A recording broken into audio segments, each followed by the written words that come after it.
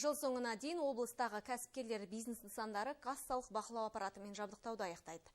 Бизнестің аяқалысы, салық салу жүйесі және айыппұлдарды қайтару жұмыстары қалай жүріп жатқаны туралы аймақтық коммуникациялар қызметінде мемлекеттік кірістер департаментінің жетекшісі айтып берді.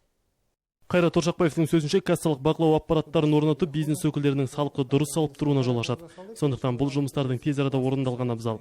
Қазірдің өзінде облыс бойынша 6000 бизнес субъектісінде аталмыш қондырғы орнатылған. Бұл облыстағы кәсіпкерлер санының 75%-ін құрайды. У нас были Бізде салық төлеушілер санаты болған. Олар кезінде бақылау кассалық аппаратты қолданудан босатылды. Бұл патент негізінде арнайы салық режимін қолданатын жеке кәсіпкерлер бірыңғай жер салығын төлейтін шаруа қожалықтарына қатысты. Енді 2020 жылдан бастап салық төлеушілердің осы санаттарына міндетті түрде қолма-қол ақшалай есеп айырысу кезінде онлайн функциясы бар бақылау кассалық аппараттарды қолданатын болады.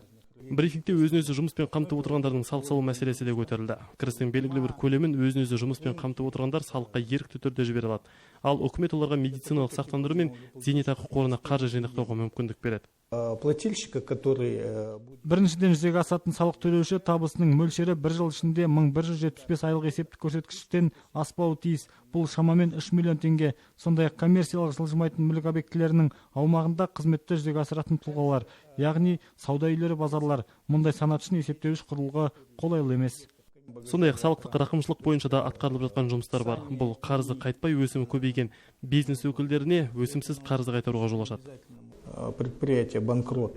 Банкрот болған кәсіпорындарда қарызы болса, осы мүмкіндікті пайдалана алады. Бұл ретте оның негізгі борыш сомасын ғана төлейді, ал өсімі есептелмейді. Сонымен қатар брифинг барысында Қайрат Орқашбаев жеке табыс салығы, тәуекелдерді басқару жүйесі және салық кодексіндегі басқа да жаңалықтар туралы құлағдар етті. Дөрмек Бақдулет, Қайрат Алиев, Роман Копылов, Сарыарқа телеарнасы.